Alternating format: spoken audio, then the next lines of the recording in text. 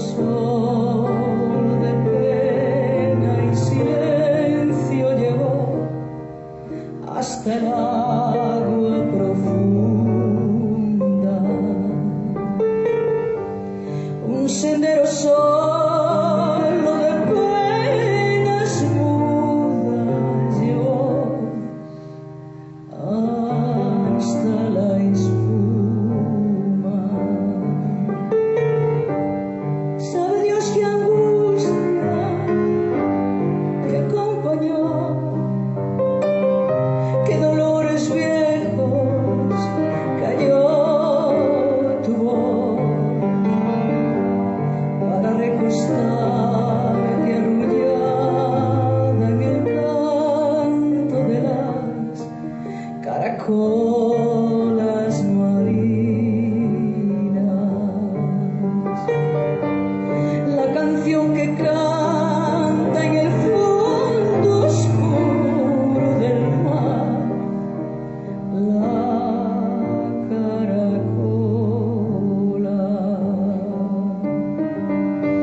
Te vas, Alfonsina, con tu soledad, que poemas nuevos fuiste a buscar, una voz antigua de viento y de sal, te requiebra el alma y la está llevando.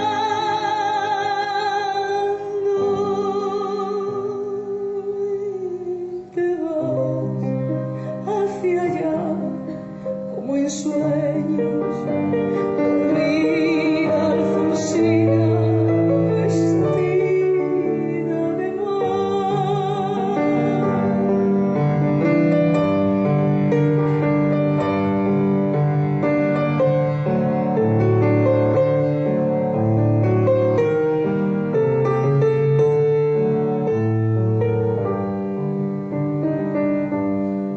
Cinco sirenitas te llevarán por caminos de algas y de coral,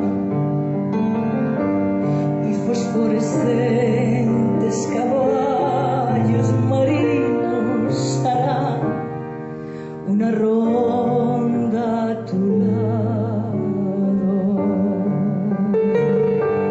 y los habitantes del agua van a llegar pronto a tu lado.